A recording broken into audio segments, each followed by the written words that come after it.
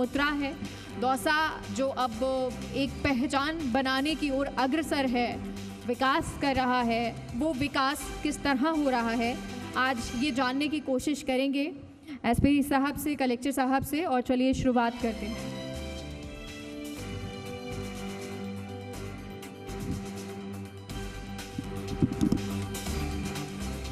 और क्योंकि आज जब ये पैनल की शुरुआत कर रहे हैं, सबसे पहले ज़िला कलेक्टर देवेंद्र जी सर, सवाल आपसे। बजट आया और बजट को जैसा बार बार ये कहा जा रहा है सरकार के द्वारा कि आप ज़मीनी स्तर पर ज़रूर उतारें, धरातल पर कितना उतरा है वो देखा जा रहा है। अगर दौसा की बात करें, क्या क्या नवाचार या क्या क्या बजट से जुड़ी हुई घोषणाएं ज़मीन पर आ चुकी हैं? मेरी आवाज़ ऑडिबल है? माइक ऑन है सर। जी, आपके दो प्रश्न हैं। पहला तो बजट के संबंध में, तो मैं यहाँ उपस्थित सभी को अवगत करवाना चाहूँगा कि जो गत बजट था उसमें जितनी भी घोषणाएं हुई थी उन सभी का जो, क्योंकि पहला स्टेप भूमि आवंटन होता है, तो एक को छोड़कर सभी के भूमि आवंटन हो चुके हैं और जल्द ही विभाग द्वारा, प्रशासनिक विभाग द्वारा उनके टेंडर करके अग्रिम कार्रवाई की जाएगी।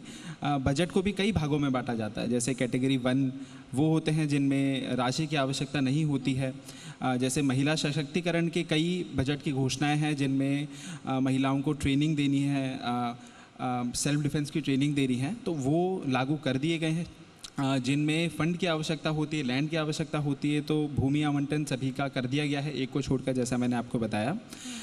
इसके अलावा क्या बजट में कौन सी एक बहुत बड़ी घोषणा है या फिर क्या नवाचार है, तो जैसा कि सबको ज्ञात है कि दौसा में यूआईटी की घोषणा की गई है। उसको लेकर के भी प्रशासन द्वारा पूर्ण तैयारी कर ली गई है। हमें जल्द उम्मीद है कि यूआईटी का नोटिफिकेशन भी जारी होगा। और दौसा ज़िले की अगर मैं बात करूं तो यहाँ पे रोड का बहुत अच्छा नेटवर्क है। हमारे एक्सप्रेसवे हैं, हाईवे हैं जो कि आगरा जाता है, लालसोट जाता है, मनोहरपुर की तरफ है। लेकिन किसी कारणवश मेरे ख्याल से 1993 के बाद से कोई रिको का नया इंडस्ट्री नहीं आ पाया है। लैंड के कई इश्यूज़ रहे हैं। मेरा ये मानना है, और सरकार ने जिस विजन से यूआईटी की घोषणा करी थी, तो एक बार जब यूआईटी का गठन हो जाएगा और उसके बाद जो लैंड बैंक हमें अवेलेबल होगा, तो दौसा के अंदर जो इंडस्ट्रियलाइजेशन है, हमारी बजट घोषणाएं जैसे कि लॉजिस्टिक पार्क है, स्टोन मंडी है, इसके अलावा भी हमारे राइजिंग राजस्थान के अंदर भी कई एमओयूज़ हैं। एक बार यूआईटी बनने के बाद मेरा मानना है कि बहुत तीव्र गति से दौसा ज़िले के अंदर इंडस्ट्रियलाइजेशन होगा, जो कि हमारे यहाँ युवाओं को एम्प्लॉयमेंट की अपॉर्चुनिटीज़ भी देगा। स्टेट की बात करूँ तो उनके लिए रेवेन्यू अर्निंग का काम भी करेगा। और हमारा जो एक्सप्रेसवे का स्पर है या फिर हमारा जो बगराना वाला स्पर, बांदीकुई वाला स्पर बना है, वहाँ पे कई अच्छी कंपनीज़ और बिजनेसेस आएंगे। जी सागर सर, अगर सुरक्षा की बात करें, यहाँ पर दौसा में किस तरह सुरक्षा को लेकर नवाचार किया जा रहा है, किस तरह से व्यवस्था संभाली जा रही है? सबसे पहले तो मैं पूरे जी ग्रुप का तहे दिल से मैं शुक्रिया करूँगा कि इतना अच्छा जो ये प्रोग्राम ऑर्गेनाइज़ किया है। कुछ लोगों को मैं निजी रूप से भी जानता हूँ, कुछ लोगों से आज पहली बार मुलाकात हुई है, और जो आपके यहाँ के दौसा का जो पूरा काम देखते हैं लक्ष्मी जी, तो आप सबकी जो टीम है बहुत ही शानदार है। इससे पहले मैं जयपुर में था, वहाँ पर भी जो आप लोग का जो काम है दैट इज़ मच बेटर। अभी क्योंकि आप लोगों का आपस में कंपटीशन रहता है तो बहुत ज़्यादा कमेंट्री तो हम नहीं कर सकते उस चीज़ पे, बट एक जो चैनल क्लेम करता है कि जितनी प्योर और एक्यूरेट खबरें हैं वो बिल्कुल सही रहता है। Maximum time it is the top priority channel जो एक दो हैं जहाँ पर इवन ऑफिशियल न्यूज़ चैनल के माध्यम से हम जो देखते हैं, तो मैं आपको तहे दिल से इस चीज़ के लिए शुक्रिया करूँगा और मैं आशा करूँगा कि इसी प्रकार से अच्छा काम चालू रहे। सेकेंडली, जो मैम ने सवाल पूछा है सुरक्षा के जो नवाचार हैं, मेरी जो पर्सनल ओपिनियन रहती है हर चीज़ में कि क्या है कि जो ग्राउंड लेवल का जो वर्कर है, जो ग्राउंड लेवल पे जो यूनिट है, वो जितनी ज़्यादा सशक्त होगी उतना ही जो एंटायर सिस्टम है, जो एंटायर इकोसिस्टम है, वो उतना ही अच्छा रहेगा। तो हमारी प्राइमरी प्रायोरिटी यही है कि मेनली जो भी हमारे थाने हैं वहाँ की जनसुनवाई, वहाँ की इन्वेस्टिगेशन, वहाँ की जो लोकल एरिया में गश्त है, और जो वहाँ का जो लोकल सिपाही है वो अपने आप को स्ट्रॉन्ग महसूस करे, वो कॉन्फिडेंट हो, वो काम को अच्छे से सीखे समझे, ताकि ओवरऑल जो पूरा सिस्टम है उसमें क्वालिटी बहुत शानदार हो और जो मेन जो अध्याय है कि जो आम जनता को न्याय देना है उसमें हम सफल हो पाएँ। जी देवेंद्र जी, सर अभी आप जिक्र कर रहे थे कि किस तरह से ये औद्योगिक नगरी बन सकती है। अब एक्सप्रेसवे का भी जिक्र किया गया। एक्सप्रेसवे हो जाने के बाद किस तरह से बदलाव सर आपने देखा, क्या कुछ बदला है? और एक औद्योगिक नगरी अगर बनती है या आने वाले वक्त में किस तरह से रोजगार उत्पन्न हो पाएगा? अगेन दो प्रश्न हैं कि एक तो एक्सप्रेसवे बनने के बाद किस प्रकार के बदलाव हैं। तो नो डाउट एक इकोनॉमी में भी थ्योरी होती है कि रोड लेवल ना दे, विकास उसके पीछे पीछे अपने आप आ जाएगा। एक्सप्रेसवे हमारा यहाँ पे बना है। उसके बाद से जो भी ट्रैफिक है जयपुर मुंबई जयपुर दिल्ली का, अब आपने देखा होगा पूरा एक्सप्रेसवे से होकर के जाता है। तो नो डाउट सारा ट्रैफिक हमारा यहाँ से हो रहा है और अभी बगराना वाला जो स्पर है वो भी जल्द स्टार्ट होने वाला है, तो और भी कनेक्टिविटी हमारी अच्छी हो जाएगी। दौसा में आज जैसे पहले भी इस कार्यक्रम में कई बार चर्चा हुई है कि हमारे यहाँ मेहंदीपुर बालाजी है, आभानेरी एक विश्व प्रसिद्ध बावड़ी है, भांडारेज के अंदर बावड़ी है, झाजीरामपुरा के अंदर मंदिर है। उसके अलावा कई आलूदा की अगर हम ये लवान की बात करें तो वहाँ दरी का कारोबार काफ़ी फेमस है। तो विदाउट डाउट जब ट्रैफिक हमारे दौसा के अंदर आएगा, दिल्ली से ट्रैफिक आएगा, मुंबई से ट्रैफिक आएगा, तो रिलीजियस टूरिज़्म हो गया, अलग अलग प्रकार के टूरिज़्म वो बढ़ेंगे और लोगों को एम्प्लॉयमेंट मिलेगा। इंडस्ट्रियल ग्रोथ की अगर मैं बात करूं तो एक्सप्रेसवे क्योंकि कंट्रोल्ड एक्सेस नेटवर्क होता है, तो हमारे जो कंट्रोल एक्सेस भांडारेज के अंदर एक कट है, वैसे ही बगराना वाला जो है उसमें भी 2 कट्स हैं हमारे। तो वो एक नोड की तरह काम करेंगे जहाँ से कि इंडस्ट्री का ग्रोथ चालू होगा, जिसमें मेरा मानना है कि यूआईटी का भी अहम योगदान रहेगा। और ईआरसीपी के बारे में भी जैसा कि सबको ज्ञात है कि ईआरसीपी का नेटवर्क भी दौसा के अंदर आएगा। डिस्कॉम अगर मैं बिजली की बात करूं तो बिजली का बहुत अच्छा काम हो रहा है। आरडीएसएस में तकरीबन 100 करोड़ के काम, 100 करोड़ से ऊपर के काम जो है दौसा ज़िले के अंदर 100 से 300 करोड़ के काम चल रहे हैं। तो बिजली, पानी, रोड, ये तीनों चीज़ें, इन तीनों चीज़ें पे काम पैरेलली बहुत स्ट्रांगली दौसा के अंदर चल रहा है। और मेरा मानना है कि आने वाले समय में मतलब बहुत ही दौसा एकदम एक बहुत अच्छे लोकेशन पर है, अच्छे सिचुएशन में है कि यहाँ बहुत इंडस्ट्रियल ग्रोथ बहुत अच्छा होगा और उससे जो उसके बेनिफिट्स होते हैं, युवाओं को रोज़गार मिलना, शिक्षा के अंदर बढ़ोतरी होना, ये सारी सुविधाएं ज़िले में निवासियों को मिलेंगी। सर एक जिक्र हालांकि आगे करूँगी मैं, क्योंकि पर्यटन का आप जिक्र कर रहे थे और इस बार पर्यटन को भी एक अच्छा खासा बजट दिया गया। तो पर्यटन के क्षेत्र में किस तरह से दौसा देखते हैं या आगे जिक्र करेंगे, लेकिन उससे पहले सागर सर, साइबर क्राइम एक वो समस्या है जो पूरे राजस्थान नहीं देश भर में इस वक्त है। दौसा में भी इस पर भी काम हो रहा है। कितना कार्य इस पर किया गया है और क्या साइबर सेल को लेकर कुछ नवाचार किए जा रहे हैं? बिल्कुल सही बात है ये कि जो अभी जो लेटेस्ट क्राइम है वो जो प्रिमिटिव क्राइम्स थे उससे चेंज होके आजकल साइबर वर्ल्ड में आ गए। तो पहले कोई पर्टिकुलर क्राइम के लिए जितना उसको जो भी इकोनॉमिक लाभ होता था उससे कहीं ज़्यादा लाभ आजकल वो नॉर्मल किसी का फ्रॉड करके कर लेता है। तो जैसा कि गवर्नमेंट का जो निर्देश है और माननीय मुख्यमंत्री ने भी इस चीज़ में बिल्कुल स्पष्ट जो निर्देश हैं कि जो साइबर क्राइम है उसको प्रायोरिटी पे रखना है, उसके आधार पर दौसा ज़िले के अंदर ऑलरेडी एक साइबर पुलिस थाना है। और मुझे ये बताते हुए काफ़ी अच्छा महसूस हो रहा है कि जो दौसा ज़िले का जो साइबर पिटिशंस का जो डिस्पोजल है और जो उसमें एक्टिविटी है वो राजस्थान के टॉप 5 ज़िलों में है। टॉप 5 भी नहीं, वो टॉप सेकंड पे आता है, कभी फर्स्ट पे आता है।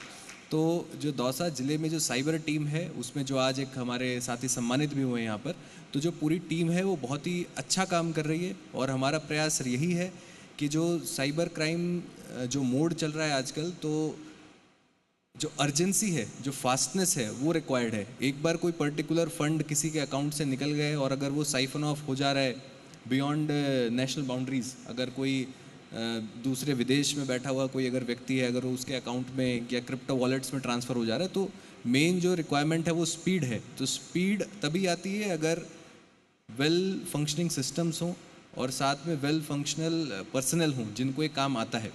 तो उसी के हिसाब से जो हमारी साइबर टीम है उसमें डिप्टी एसपी लेवल के हमने एसएचओ लगाए हुए हैं सरकार के आदेश अनुसार, और जो हमारी पूरी टीम है साइबर थाना एज वेल एज जो ज़िले की जो साइबर टीम है वो उसमें अच्छा काम कर रही है।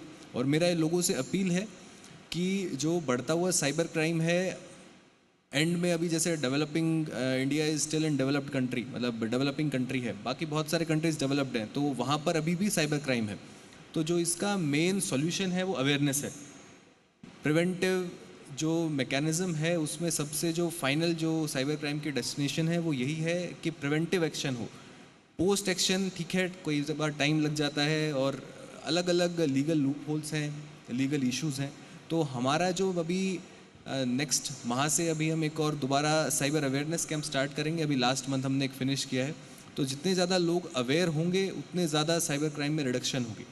तो मेनली इसमें है कि prevention is the cure, but अगर किसी के साथ फ्रॉड होता है तो उसमें मैं ये ज़रूर बताना चाहूँगा कि दौसा पुलिस का काफ़ी अच्छा काम चल रहा है। Thank you ji sir. और एक बार फिर से देवेंद्र सर, पर्यटन का जिक्र कर रही थी मैं, जो सवाल था कि पर्यटन के लिए दौसा को कैसे डेवलप किया जाएगा या यहाँ पर कितना नज़र आता है पर्यटन डेवलप होना, विकसित होना।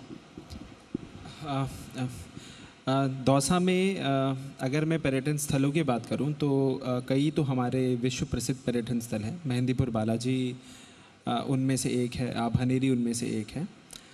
इसमें बजट अनाउंसमेंट की अगर मैं बात करूं तो बजटरी सपोर्ट भी दिया गया है। मेहंदीपुर बालाजी में ट्रैफिक का एक बहुत बड़ा चैलेंज है, जिसमें कि उसका अल्टरनेटिव रूट बनाने के लिए इस बार डीपीआर बनाने की घोषणा की गई है, जो जब धरातल पर आएगी तो एक ट्रैफिक का जो मेन इशू है वहाँ पर उसका समाधान होगा। दूसरा, एक पंच गौरव नाम से भी राज्य सरकार की स्कीम है, जिसमें कि मेहंदीपुर बालाजी का अगेन हमने चयन करा है, जिसमें राज्य सरकार द्वारा उसके विकास के लिए भी हमें फंड दिया जाएगा। और अगर मैं पर्यटन स्थल की बात करूं तो आभानेरी एक पर्यटन स्थल है, जिसमें इंटरनेशनल टूरिस्ट और नेशनल टूरिस्ट काफ़ी आते हैं। इसके अलावा भांडारेज में भी बावड़ी है, जो कि इतनी प्रसिद्ध नहीं है, किंतु जो आभानेरी आता है और हमारे जो टूरिस्ट ऑपरेटर है उन्हें भांडारेज भी लेकर के आते हैं। इसके अलावा झाजीरामपुरा का भी मंदिर है। तो मेरा ये मानना है कि एक्सप्रेसवे बनने के बाद हमारा और टूरिज़्म बढ़ेगा, और उसके अलावा प्रशासन भी अपने स्तर से राज्य सरकार से जैसे जैसे निर्देश भी प्राप्त होते हैं, हम भी प्रपोजल्स भेजते हैं, उनका सैंक्शन होता है। आभानेरी की मैं बात करूं आपको तो आभानेरी के लिए भी इस बार बजट के अंदर सपोर्ट दिया गया है वहाँ के विकास कार्य के लिए। तो मेरा मानना है कि इन सब ये सारे जो कार्य हैं जब ये धरातल पर आएंगे, और ये निरंतर सतत प्रक्रिया है, नेक्स्ट बजट के अंदर मुझे उम्मीद है कि हमें और पर्यटन स्थानों के विकास के लिए हमें स्वीकृति मिलेंगी। और एक्सप्रेसवे तो है ही, जैसा हमने चर्चा करी, जिससे कि अधिक से अधिक लोग जो है दौसा ज़िले के अंदर ही देखने आएंगे। सर, एक ERCP का और जिक्र कर दीजिए, क्योंकि दौसा में जब हम बैठे हैं तो ERCP का जिक्र होना बहुत ज़रूरी है। और ये परियोजना दौसा को किस तरह से डेवलप कर देगी या किस तरह से एक तस्वीर बदल के रख देगी दौसा की? देखिए, दौसा में आप किसी से भी पूछें कि दौसा का सबसे फर्स्ट पॉइंट, सबसे मुख्य चैलेंज क्या है, तो वो पानी ही कहेंगे। अब पानी में भी दो पॉइंट्स हैं, एक पीने का पानी, एक सिंचाई का पानी। दोनों की ही दौसा के अंदर काफ़ी कमी है, और ये मैं कहूँगा कि दौसा का सौभाग्य है कि दोनों ही पॉइंट्स पर वर्तमान में युद्ध स्तर पर काम हो रहा है। पीने के पानी की अगर मैं बात करूँ तो ईसरदा परियोजना हमारी का काम वर्तमान में चल रहा है, और ERCP के माध्यम से मुख्यतः सिंचाई के लिए पानी और इंडस्ट्रीज़ के लिए पानी हमारा आएगा। तो अगर हम इकोनॉमी को भी समझें दौसा की, तो बेसिकली एग्रीकल्चर इकोनॉमी है, जिसके लिए इस ERCP से पानी हमें मिलेगा। एग्रीकल्चर से फिर वो इंडस्ट्रियल सेक्टर में जब शिफ्ट होगी, उसके लिए हमें ERCP से पानी मिलेगा।